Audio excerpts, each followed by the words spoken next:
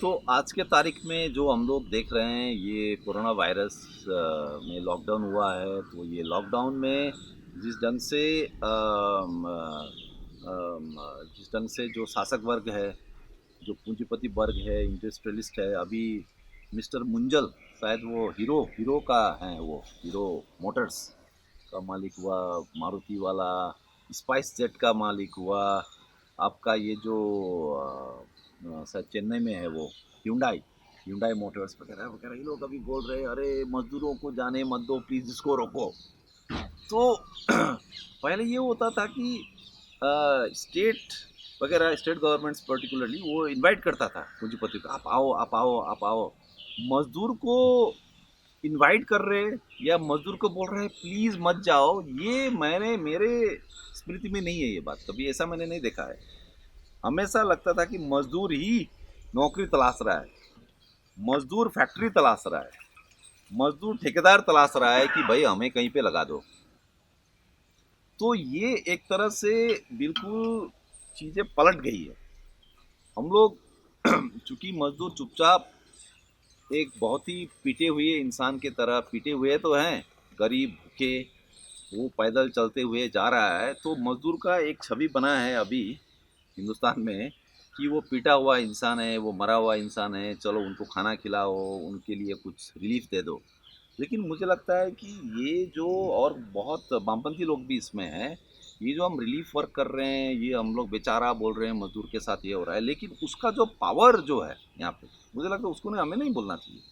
मजदूर वर्ग का जो पावर एक व्यक्तिगत हिसाब से, या कोई एक मजदूर परिवार, या जो अभी 16 लोग जो ट्रेन के हादसे में मारे गए, उस लेवल पे आप देखिएगा अलग अलग करके, तो फिर आपको लगेगा कि मजदूर एकदम ही बिल्कुल पिट गए हैं, मजदूर बिल्कुल ही परास्त हो गए हैं, मजदूर बिल्कुल ही एक तरह का निराश हो गए, उदास हैं। लेकिन वर्क के हिसाब से आप देखिएगा जो संतुलन जो होता है, जो पूंजीपति वर्ग है, मजदूर वर्ग का जो संतुलन होता है, जो पावर का जो रिलेशन है, बैलेंस होता है, उस हिसाब से मैं संतुलन बोल रहा था। क्योंकि हमेशा असंतुलन ही होता है उसमें, तो संतुलन नहीं तो होता ही नहीं है। तो उस हिसाब से आप देखिएगा तो मजदूर वर्ग अभी एक तरह का फोर्स बना है, चर्चा में है, वो दिख रहा है, यानी कि जो ऊपर में जो बैठे हुए लोग हैं वो वादे हो रहे हैं उनको दिखाने को, राइट। तो उसमें जो मैं पहले भी बोल रहा था कि मार्क्स जो पूंजी में जो दिखा रहे थे कि हमेशा ऐसा लगता है कि हम नौकरी के लिए जा रहे हैं, लेकिन नौकरी हमारे लिए आ रहा है, नौकरी हमें खोज रहा है। क्योंकि स्ट्रक्चरली तो वो है कि पूंजी इसलिए है चूंकि मजदूर वर्ग है, बिना मजदूर वर्ग का पूंजी कुछ भी नहीं है। बल्कि पूंजी जो है वो भी, जो मार्क्स बोलते हैं कि वो जो डेड एक्यूमुलेटेड लेबर, जो मृत श्रम का जो अतिरिक्त जो एक सरप्लस जो मिला के तो फिर पूंजी बना है। तो dead accumulated past labour capital हुआ इन द प्रेजेंट, आज के तारीख में। और जो जीवित श्रम जो है, जो मजदूर है, वो आके ये जो पूंजी है, जो डेड एक्यूमुलेटेड लेबर है ना, ये भी एक तरह का लेबर का फॉर्म ही है। तो उसको फिर वो जगाता है, उसमें फिर एक तरह का करंट पास करके वो फिर पूरा जागृत हो जाता है ना। तो ये मुझे लगता है कि आज के तारीख में ये चीज़ हम लोगों को पकड़ना चाहिए कि मजदूर को जो पावर जो है, स्ट्रक्चरल जो पावर है, ये जो पूंजी जिस ढंग से परेशान है आज, कि मजदूर हमें छोड़ के जा रहा है, कि मजदूर हमें नौकरी नहीं दे रही है। देखिए ना, कंपनी बोल रहा है कि हमें नौकरी दो, कंपनी बोल रहा है कि अब हम एम्प्लॉयमेंट एक्सचेंज में जाएंगे, कंपनी अनएम्प्लॉयड हो गया अभी। बेरोजगार कौन, मजदूर या पूंजी? पूंजी आज बेरोजगार है, क्योंकि मजदूर अगर वहां नहीं जाएगा तो उनका कारखाना बंद हो जाएगा, और उनका कारखाना बंद भी हो जाए ना तो किसी को घाटा नहीं है। इकोनॉमी का जीडीपी डाउन हो गया, अभी सब कंपनी हाथ पसार रहे हैं सरकार के पास, बोल रहे हैं कि हमारा इतना लॉस हो गया है, सरकार हमें ये दे, मदद करे, सरकार हमें पैसा दे। है ना। ये तो ऊपर का चीज़ है, ये तो जो एक तरह का आइडियोलॉजिकल डिस्कोर्स है, ये तो उनका ऊपर का लोगों का, रूलिंग क्लास कैपिटलिस्टों का ये अपना खेला है, उनका उनका ये चक्रांत बोलते हैं ना बंगला में है ना, उनका खेला है ये। तो लेकिन धरातल में हम क्या देख रहे हैं कि मजदूर वर्ग का आज एक पावर है। अब इस पावर को हम कैसे संगठित करें, उनका दुर्बलता को कैसे संगठित करें, अब बहुत लोग उसमें जा रहे हैं कि उसको खाने को नहीं है, उसको पीने को नहीं है, उसको हम कैसे खिलाएंगे, उनको हम कैसे पैर में जूता देंगे। ये भी है हमारा, ये भी हम ही करेंगे, रिलीफ भी हम करेंगे, लेकिन हम उसको रिलीफ तो देंगे, लेकिन हम उसका जो एक्चुअल पावर जो है, उसका जो शक्ति है, वो जो अभी पूंजी को, मोदी को, पूरा जो राज्य का जो तंत्र है, पूरा जो फाइनेंस मिनिस्ट्री है, इकोनॉमिक मिनिस्ट्री है, सबको जो उन्होंने पूरा धूल चटा दिया मजदूरों ने पलायन करके, वो जो मजदूर का पावर है उसको हम कैसे संगठित करें, ये चीज में हम लोगों को ध्यान देनी है। यानी कि मजदूर के बीच हमें इस लेवल का काम करना है। मुझे कुछ लोगों ने बोला चलिए वहाँ जाके खाना बनाते हैं, खाना खिलाते हैं, तो मैं बोला चलिए अच्छी बात है, खाना खिलाएंगे, ये करेंगे, लेकिन वो काम तो गुरुद्वारा भी कर रहा है, और गुरुद्वारा ना आप और हमसे अच्छा वो करेंगे, वो बहुत साल से कर रहे हैं ये, और उनका नेटवर्क बहुत बड़ा है। हम तो छोटा सा बाम संगठन है, हम तो क्या कितना कर लेंगे, लेकिन हम भी करेंगे, हम भी जाएंगे, हम गुरुद्वारे में नहीं जाएंगे अगर हमारे पास ये भी फ्रेमवर्क है कि हम कैसे मजदूर वर्ग का जो पावर है उसको हम कैसे रियलाइज करें। तो मुझे लगता है कि आज हमारे सामने में ये टास्क है। और देखिए एक मैं फॉलो कर रहा था जो औरंगाबाद में जो 16 मजदूरों के ऊपर जो ट्रेन ने, उनके ऊपर जो ट्रेन चढ़ के उनका हादसा हो गया, उस पर मैं थोड़ा फॉलो कर रहा था कि वो जो मजदूर में कुछ लोग उमरिया से थे, उमरिया उमरिया ऐसा जिला है मध्य प्रदेश में। तो वहाँ से जब ये लोग वहाँ जलना में काम कर रहे थे ना, जलना जलना है ना जहाँ पे स्टील कंपनी में वो काम कर रहे थे, तो वहाँ से वो लोग पैसा भेज रहे थे। तो इनको ये बोला था कुछ मजदूरों को, परिवार वालों ने, अभी मत आना, उधर ही रहो, हाँ ये लॉकडाउन खुलेगा तब तुम लोग वापस आना। लेकिन क्या हो रहा था कि वहाँ से वो लोग परिवार वाले, चूँकि इनका पैसा ख़त्म हो गया था, तो परिवार वाले पैसा भर रहे थे इनके अकाउंट में, लेकिन वो अकाउंट पे भी जो मजदूर वर्ग का, जो मजदूरों का जो अकाउंट था, बैंक अकाउंट, उस पे भी वो जो ठेकेदार है, कॉन्ट्रैक्टर, उसका कंट्रोल था। तो इसलिए मजदूरों पे कभी पैसा पहुंचा ही नहीं। अभी मैं वो उमरिया का जो डिस्ट्रिक्ट लेवल का जो न्यूज़ उसको फॉलो कर रहा था, क्योंकि इनका डेड बॉडी लेके गया वहाँ पे उमरिया में, तो ये सब अभी खुल के आ रहा है। यानी कि अगर आप करीबी से देखेंगे ना, तो ये जो पूंजी और जो लेबर श्रम का जो रिश्ता में बीच में जो मिडिल मैन जो है, जो कॉन्ट्रैक्टर है, जो ठेकेदार है, उसका रोल इसमें साफ साफ दिख रहा है कि कंपनी तो बंद हो गया, कंपनी तो ऊपर का चीज़ है, कंपनी का मैनेजमेंट तो ऊपर का चीज़ है, तो ठेकेदारी हो गया लोकल लेवल पे। तो उस लेवल पे भी हम लोग देख रहे हैं कि ये जो अभी का जो क्राइसिस है, जिसको हम इनफॉर्मल सेक्टर लेबर का जो क्राइसिस बोलते हैं, है ना, उसमें ये भी है कि इस लेबर को जो ट्रेड यूनियंस जो है, इवन लेफ्ट ट्रेड यूनियंस, इन्होंने कभी उसको ढंग से ऑर्गेनाइज नहीं कर पाया। जो ट्रेड यूनियंस जो बोलते हैं वो तो फॉर्मल सेक्टर में है, बैंकिंग में है, रेलवे में है, पोस्ट ऑफिस में है, या इवन इवन मारुति वगैरह ये है, उसमें परमानेंट जो वहाँ का जो एम्प्लॉयज़ है ना, उसको देख के आप ये माइग्रेंट लेबर का जो हाल है उसको आप उसका अनुमान नहीं लगा सकते। तो ये कुछ नया चीज़ है, लेकिन मुझे लगता है कि पहले बार हिंदुस्तान में हमारे सामने में ये बहुत बड़ा एक चुनौती भी है। अभी जो मजदूर वर्ग का जो क्राइसिस है, जो माइग्रेंट वर्कर, जो प्रवासी मजदूरों का, लेकिन ये एक अपॉर्चुनिटी भी है। ये हमारे लिए एक बहुत बड़ा सुजोग है कि अगर हम चाहे तो हम उसका जो पावर है उसको हम लोगों को समझ के उसको हमको संगठित करना पड़ेगा।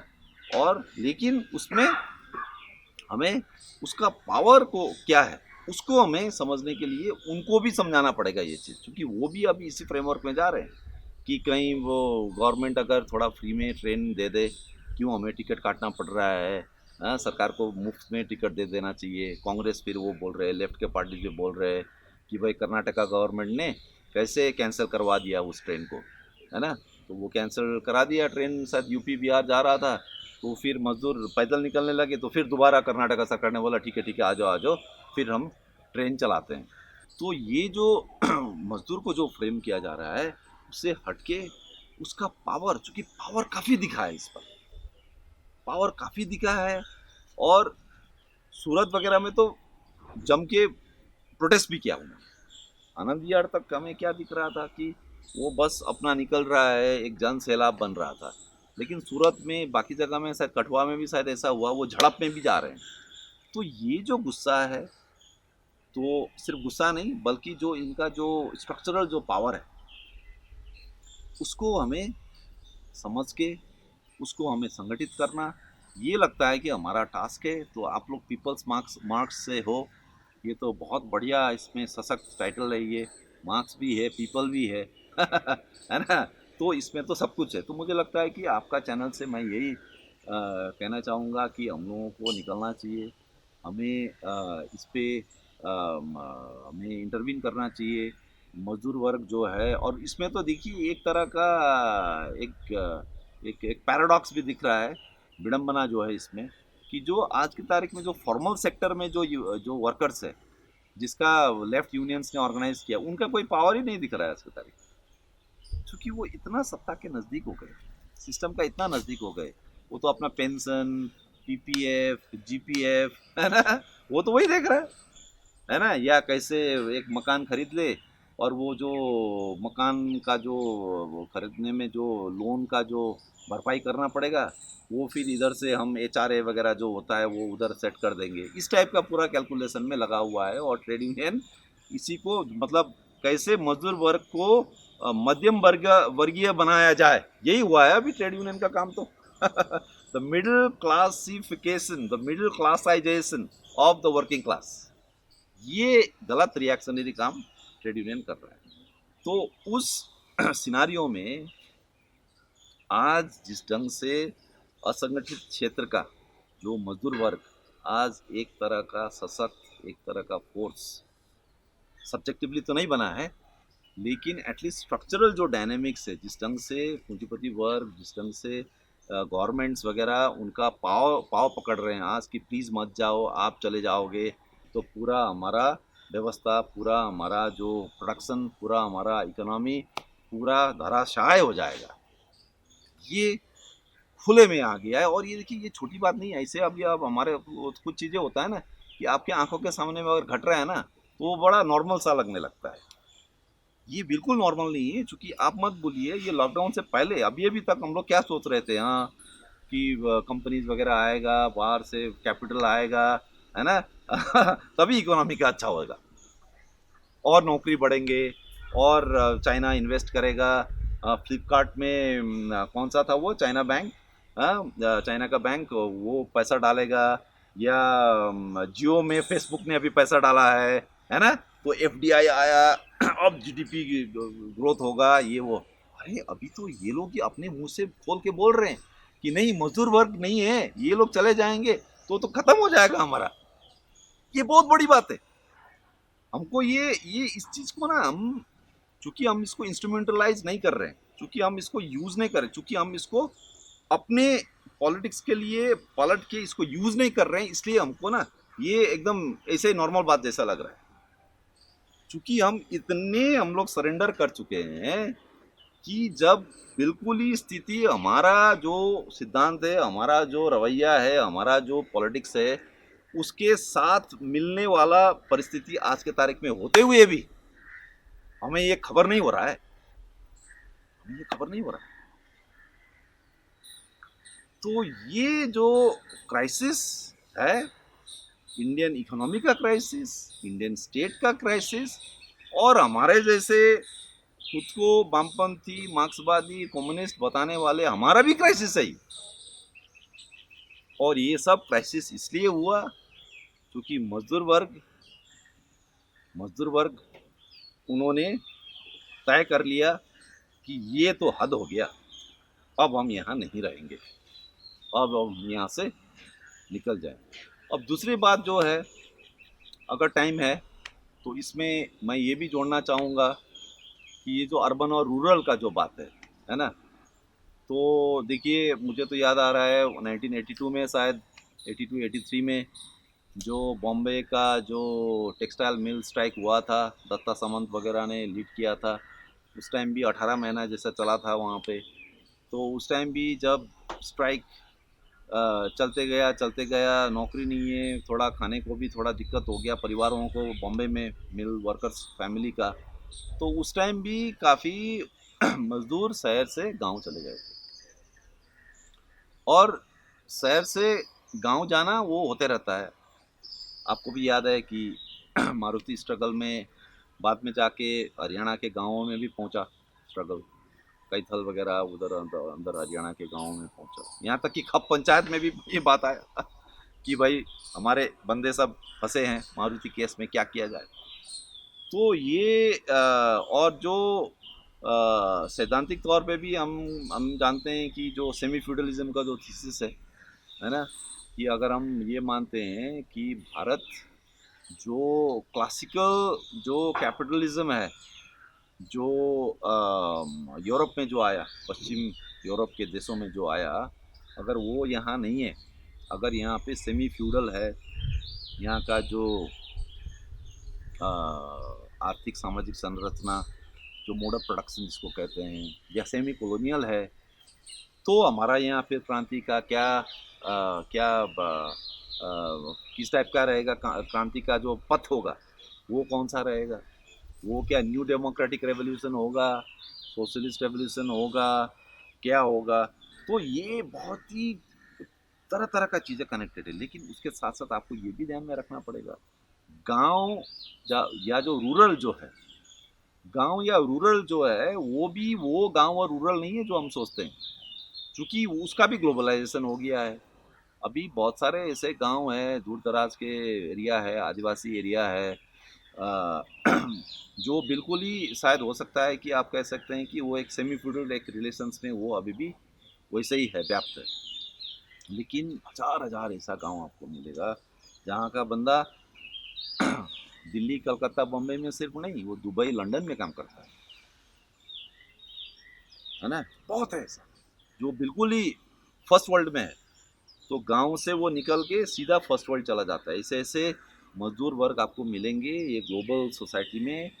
या आप जाइएगा दोहा में, मिडिल ईस्ट में, जहाँ पे वो ओलंपिक्स के लिए स्टेडियम वगैरह बन रहा है, वहाँ ऐसे मजदूर मिलेगा जो अपना गांव से सीधा वहाँ गया है। वो उसने ना पटना देखा है, ना कलकत्ता देखा है, और कई मर्तबा तो आपको ये भी दिखेगा कि उसने तो अपना डिस्ट्रिक्ट हेडक्वार्टर्स भी नहीं देखा है, सिर्फ गांव देखा है और लंदन देखा है। क्योंकि हम ये सोचते हैं ना कि गांव से निकल के पटना जाएगा, पटना से दिल्ली, दिल्ली से लंदन, तो ये तो समझ में आती है बात। तो ये जो कोलैप्स जो हुआ है कि गांव और सीधा हाई हाई अर्बन कैपिटलिज्म, तो यहाँ तो हम वो नहीं बात कर रहे हैं, यहाँ हम बात कर रहे हैं जो मजदूर वर्ग बिल्कुल ही हिंदुस्तान के अंदर में ही है। और हिंदुस्तान के अंदर में भी जैसे एक मुझे दिखा, और मुझे लगता है ये चीज़ हमें ना धीरे धीरे बात करना पड़ेगा। मैं इस चीज़ को एक बार में यहाँ ख़त्म नहीं करना चाहता हूँ। अभी मैं देखा कि एक जो सिलबट्टा खोपते हैं ना, वो जा रहे थे वापस, टीवी में दिखा रहा था उसके साथ, या जो आपका प्लम्बर का काम कर रहा है, या जो नाई का काम कर रहा है, या जो सब्जी वाला था, इस टाइप का सर्विसेज इकोनॉमी के भी लोग हैं। सिर्फ मजदूर जिसको हम बोलते हैं फैक्ट्री में काम करने वाले, सिर्फ वो नहीं है, तरह तरह का इस टाइम के लोग हैं जो छोटा छोटा काम कर रहे हैं, जो इनफॉर्मल, बिल्कुल ही इनफॉर्मल ही है उनका पहचान, है ना? तो मुझे लगता है कि हमें इसको और स्टडी करना चाहिए। हमें अभी ये जो ये प्रकाश में आए हैं अभी, ये अभी बात करने को भी तैयार हैं, ये भी अभी पूरा एक तरह का गुस्से में ही है, ये भी बात करना चाहेंगे। तो मुझे लगता है कि ये बहुत ही उर्वर समय है हमारे लिए। सिर्फ बैठ के मैं यहाँ पे ज़्यादा लंबा नहीं बात रखना चाहूँगा, क्योंकि मुझे लगता है कि हमें ये जो क्लास है, ये जो तबका है, इतना बड़ा तबका है, इसके साथ कनेक्ट करने का ये बहुत ही राइट टाइम है अभी। हाँ, वो भी बात करने को तैयार है, उस वो भी क्राइसिस में है। हो सकता है कि बाकी टाइम तो वो भी बात करने को तैयार नहीं है, उसको भी लगता है चलो जो भी है जुगाड़ हो रहा है शहर में, मोदी जी भी ठीक है, सब कुछ ठीक है। हाँ, हमारा ये वो उसका भी एक सेट था, लेकिन अभी वो भी उसको भी एक तरह का रेस्टलेसनेस है उसमें, वो भी सोच रहा है कुछ कुछ। तो मुझे लगता है कि इसमें हमें इंटरवीन करना चाहिए, और उसको, उसका जो पावर जो है कि आज हमें यहाँ बैठ के हमें उन्हीं के बारे में बात कर रहे हैं, पूंजीपति वर्ग बात कर रहे हैं। अभी अभी शायद जब हम लोग यहाँ बात कर रहे हैं तो मोदी जी शायद मुख्यमंत्रियों के साथ बात कर रहे हैं, वो भी इसी पे बात कर रहे हैं। अब ये बताइए कितना बड़ा चीज़ है ये कभी इनको, जैसे मैं पहले भी एक मीटिंग में बोला था कि मजदूर वर्ग का ना अदृश्य कर देना उसको, कम से कम वो दृश्य में तो दिखे, तो कम से कम दिख तो रहा है, जैसे मुझे काफी कुछ दिख रहा है, लेकिन हो सकता है कि मुझे बहुत कुछ दिख रहा है फिर भी नहीं दिख रहा है। तो मजदूर वर्ग ऐसा एक क्लास बन गया था, पर्टिकुलरली इनफॉर्मल सेक्टर में। वो किसी को दिखता ही नहीं था, वो सामने से जा रहा है आपके, आप उसी तरफ देख रहे हैं, फिर भी आपको वो नहीं दिख रहा है। तो ये जो एक तरह का आपको वो दिख रहा है फिर भी आप उसको नोटिस नहीं करेंगे, इतना उसको अदृश्य कर देना, उसका पहचान खत्म कर देना, तो ये फिर दोबारा वापिस आएगा। तो लेकिन अब हमें सिर्फ फैज अहमद फैज का गाना गा के तू जिंदा है तो जिंदगी के जीत में यकीन कर, ये ऊपर ऊपर का चीज से नहीं चलने वाला है। मुझे तो याद आ रहा है मुंबई में जो दलित जो गायक थे ना, विलास गोगरे, विलास गोगरे, ठीक है, हाँ, और गदर का गाना, भारत अपनी महान भूमि इसकी कहानी सुनो रे भाई, ये जो गाना है आप देखिएगा, विलास गोगरे अपना टीम के साथ बिल्कुल मजदूर के कॉलोनी में खुद मजदूर होके गा रहे हैं। ऐसा नहीं है कि हम दिल्ली यूनिवर्सिटी जेएनयू के कुछ स्टूडेंट्स वहां जाके मजदूर वर्ग के एरिया में गए, 2 घंटे के लिए प्रोग्राम किया, टंग टंग टंग टंग टंग करके गा के फिर वापस आ गए, ऐसा नहीं है। ये नहीं चलेगा, ये फ्रेमवर्क को ब्रेक करना है, ये फ्रेमवर्क को बिल्कुल ब्रेक करना है। विलास गोगरे जैसे लोग हैं, एकदम धरातल के लोग हैं, हमें देखना चाहिए कि ये जो कम्युनिस्ट ट्रेडिशन के अंदर में, कम्युनिस्ट के अंदर में भी जो असल कम्युनिस्ट जो थे उनको हमको ढूंढ के निकालना पड़ेगा। और मुझे लगता है कि ये एक्चुअली शायद हो रहा होगा बॉम्बे में, आज के तारीख में हम लोग बात करें बॉम्बे का लंबा जो मजदूर संघर्ष का लंबा इतिहास है, मुझे लगता है कि आज जब ये सब हो रहा है ना, वो जो बैंड्रा एरिया में हो रहा था, बैंड्रा से वहाँ से आपको परेल वगैरह है, वहाँ पे मिल वर्कर्स का अभी भी ट्रेडिशन वो लोगों को स्मृति में अभी भी है। मुझे लगता है कहीं ना शायद हम लोगों को नहीं पता है, लेकिन वो ग्राउंड लेवल पे ना शायद लोग कनेक्ट कर रहे हैं कि हाँ 82 83 में भी ऐसा हुआ था।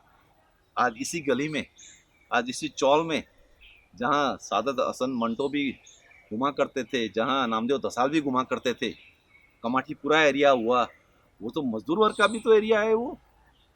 मुझे लगता है कि वहाँ पे ना वो भी ग्राउंड लेवल पे वो कनेक्ट हो रहा होगा, पुराने पुराने लोग हैं। ऐसा ऐसा देखा हूँ मैं बॉम्बे में कि वो बेटा टैक्सी ड्राइवर है और वो शिवसेना का कर्मठ बंदा है, लेकिन उसका बाप कभी मिल वर्कर में कम्युनिस्टों के साथ था। तो ये जो बंदा है शिवसेना है, लेकिन जब भी वो देखता कामगार का यूनियन का लाल रंग का फ्लैग है, उसका एक हमदर्दी है उसके प्रति। तो बॉम्बे बहुत ही कॉम्प्लेक्स है। शिवसेना को आज आप देख रहे हैं तो शिवसेना भी तो कम्युनिस्टों के साथ लड़के आ रहा है, कम्युनिस्ट का बेस को वो छीनता है। तो बेस जो छीना गया है, हो सकता है वो बेस शिवसेना का भी अंदर में थोड़ा हिल रहा हो, हमें पता नहीं है, लेकिन हो सकता है कि हिल रहा हो, ये भी हो सकता है। तो यानी कि ये बहुत ही उर्वर टाइम है, हम लोगों को इन सब इलाकों में, इन सब जगहों में हमें जाके इंटरव्यून करना चाहिए, वहाँ जाके हमें अपना आहुति देना चाहिए हमें। तो मुझे लगता है कि काम बहुत है। ये बहुत ही एक एक दिलचस्प एक तरह का एक तरह का कंजंक्शन जिसको बोलते हैं अंग्रेजी में, एक एक दिलचस्प समय में हम लोग गुजर रहे हैं। वैसे कोरोना वायरस तो बताना ही भूल गया मैं लेकिन कोरोना का जो ये जो है, देखिए कैसे क्या होता है। देखिए कोरोना वायरस करके इस पूरा बात शुरू हुआ है, और देखिए कहाँ पहुँच रहा है चीज़।